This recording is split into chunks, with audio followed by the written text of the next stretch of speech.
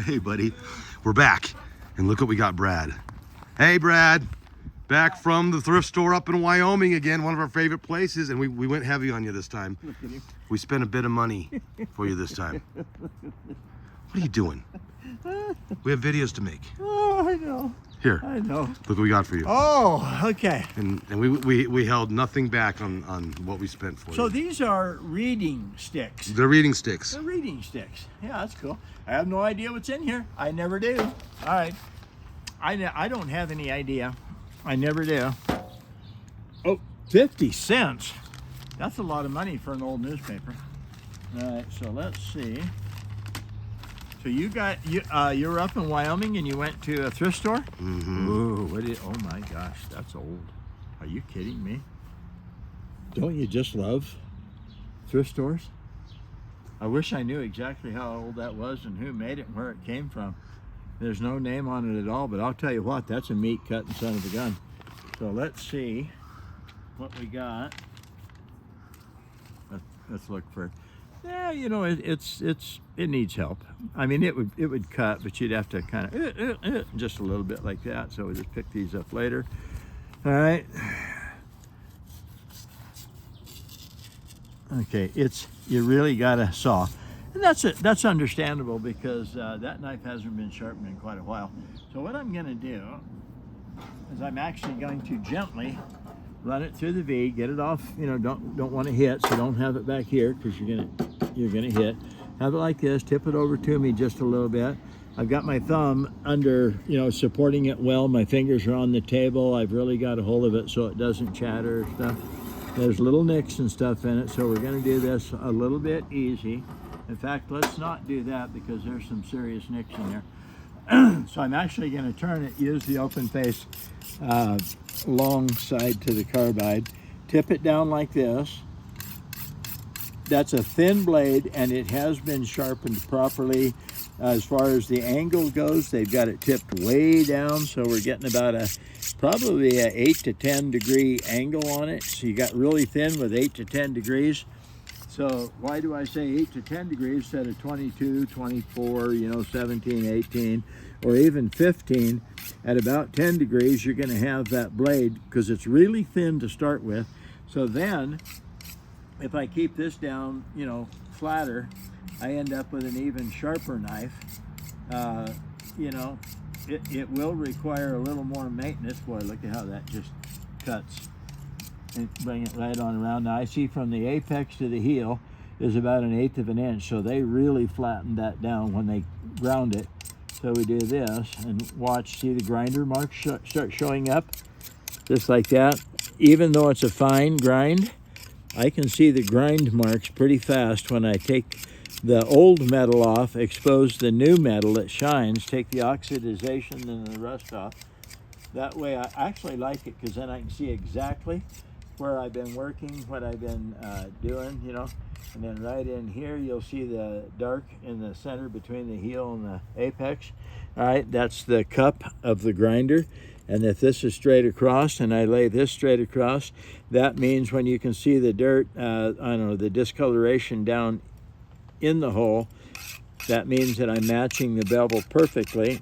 Come back in here, sculpt the blade, just like that, come right on out, little nick right there, that was the one that was causing the grief. So turn it at an angle, it won't fall down in the hole, down in the nick, go right on along, right on out like that. And I turn it over, do the same thing, work right on out, bring it out here. If you can see, you know, a lot of people, okay, I'm just gonna say this straight up. Do you realize that how many people, I watch people at the gun shows and they'll come back in 2 weeks, say, can you show me how to use this? I don't know. So I start showing them how to use it, and here's what I've learned. I look up at the person. So I'm got them right here. I've got their knife right here. They're standing across the table. They're supposed to be looking at what I'm doing. So when I look at them, they're looking at the gun show. They're not even looking at what I'm doing. So I can show the guy for 5 minutes how to use this thing. He walks away, comes back, and you know how I know he didn't pay any attention whatsoever? Because he does this. He starts taking the knife and going like this, you know, and you know, like this. And I say, wait a minute, you didn't see me do that even once. I used the sharpener on the blade like this and like that. I'm never taking the knife and doing that. So if you want to know why people don't know how to use them, it's because they're not even looking while I'm sharpening, and they're supposed to be adults. All right, so we just do this, go right on around, go back to this old guy here, turn it like this, go right on around. Watch the shine, you'll know exactly what you're doing. You'll know how to tip the knife to accomplish 100% of the cutting edge. I got to tip it more and more and more, just like that. Okay, now when you look at it, it shines all the way across. Oh, the tips broke off. All right, so let's see. Now I'm just going to polish the blade a little bit. Why do I polish the blade? I need to take the wire edge, that little burr off. All right, you can lay this down flat like that. Not on the corner, not on the corner. Halfway in between is the flat spot.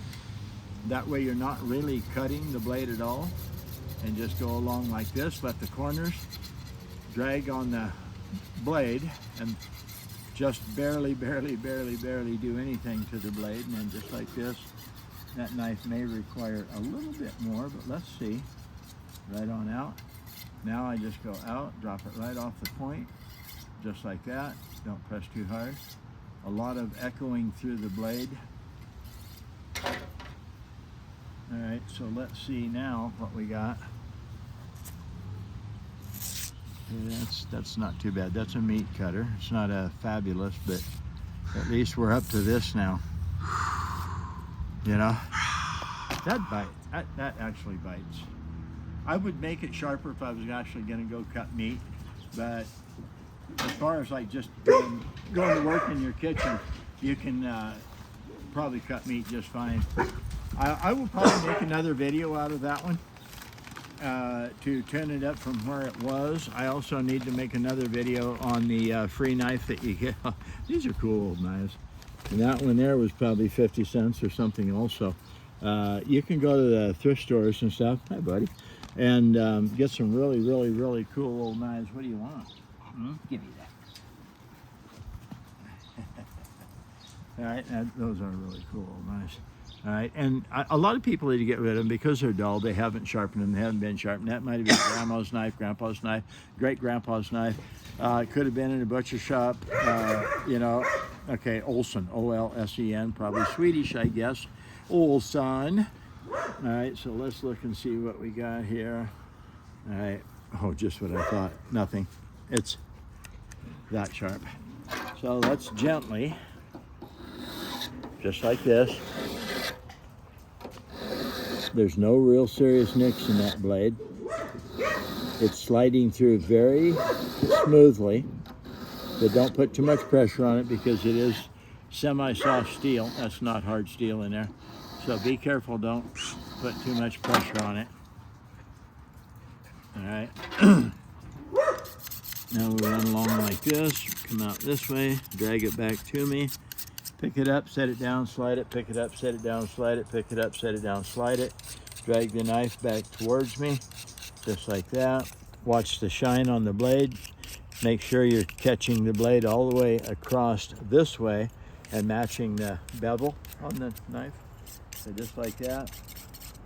So from the apex to the heel, you're going to want to see probably in the neighborhood of a 1/16 of an inch between the apex and the heel. This one's not going to have, because it's actually just a little steeper. This is probably in the neighborhood of, I don't know, 18 or 20 degrees. You can tell because of the shine on the blade and how far it is from the apex to the heel. Now we just do this. I always kind of try to hurry just a little bit. So hurrying like I am does not produce the sharpest blades. Now we just do this a little bit, touch it lighter, lighter, lighter, lighter, and lighter. I didn't do this, I probably need to. Work on the point, just like that. Like that. Notice I'm bending the blade just a little bit because I actually want to cut that metal a little in the beginning. Okay, now really look right here. Get right down there and look. You don't see anything on that black surface that came off of this. Okay, because I'm not really taking any chunks or pieces off. So let's see, that knife's not going to cut. I can actually see the cutting edge. So I'm going to run it through. Okay, now this time I'm going to show you metal. Oops, I'm also hitting the, that's okay, I'll hit it a little bit just to keep the metal up here on the surface. Don't press too hard though. Now I'm going to bring it over here so I can go off. But zoom in right in here and you'll see what I was taking off of that blade. Okay, you cannot sharpen a knife if you don't take some metal off the blade, and if the knife hasn't been sharpened in a very long time. So if I worked for half an hour, 45 minutes with a whetstone, then wash the whetstone off on a black surface, then let it dry, you're going to see a gray colored dust. That is the whetstone and the metal coming off the blade. All right, so let's check. Ooh, that bites. Out here a little more. That knife was really dull. And what happens to a lot of these knives, old people, that is pulling some serious metal off. Old people just keep using them.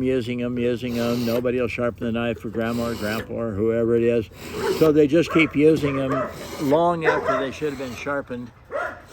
And the cutting surface just gets flatter, and wider. Okay, now we gotta go out here a little.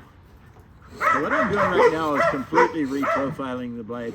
I got to go all the way from the apex to the heel. So on the side like this, let's say that you got 3/1000ths of an inch in width.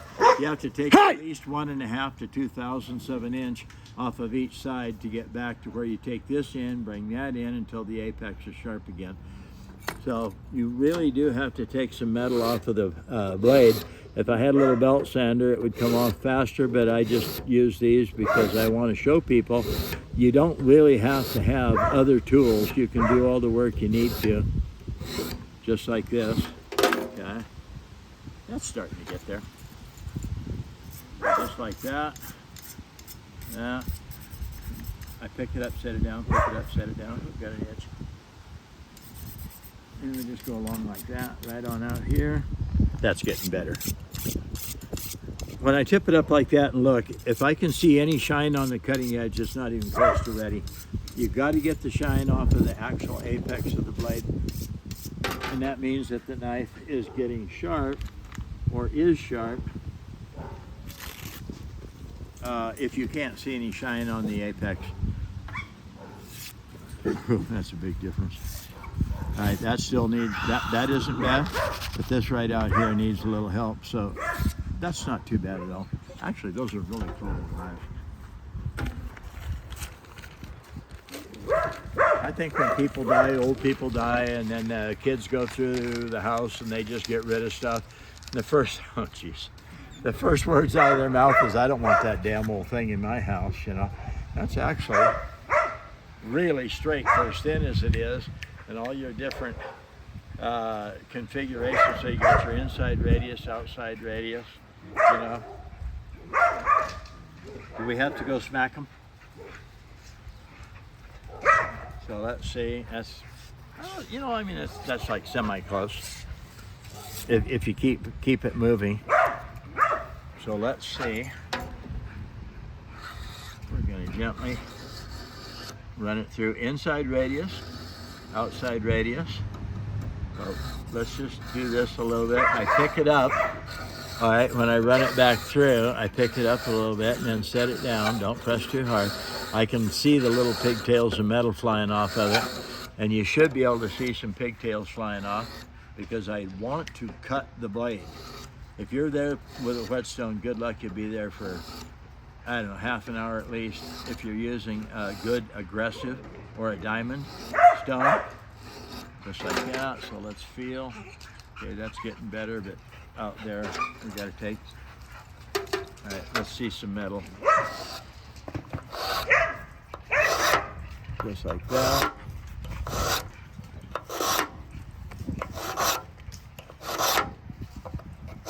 And you say, oh, you're taking 5 years off the blade. No, you're really not. And you have to take off as much metal as it takes. I don't give a damn what you're using. You have to take off enough metal to get the apex sharp again. Keep it on a 15 to, I don't know, I'm gonna knuckle down a little bit to some of the people. 15 to 18 degrees, 20, I guess, if you want to get it sharp again. If it's been years and years and years without sharpening, you have to take some metal off the blade. That's all there is to it. And if you don't or won't, you're never going to have a sharp knife again, ever. You can't sharpen a knife without taking metal off of it. Now, if all you're doing is taking a little tune-up, no, you won't see any metal. But if the knife is absolutely, totally, completely dull, you have to take metal off the blade. Well, that's a whole bunch different than it was. So, we can make it a little sharper out there. As I work around, but you get the general idea, okay? I can sit here and work for, say, 15 minutes, and I'll have that blade crazy sharp, and maybe I'll do it in another video, but we don't want to keep you too long. Right here, so you take an old knife, new life, clean it up. So we got that knife, and this knife. Okay, and that probably all came out of that the same house. The same basket. Yeah, same basket, same house when they got turned into the secondhand store or wherever. This is Brad Buckner, sharpensbest.com. You take care. We'll catch you later.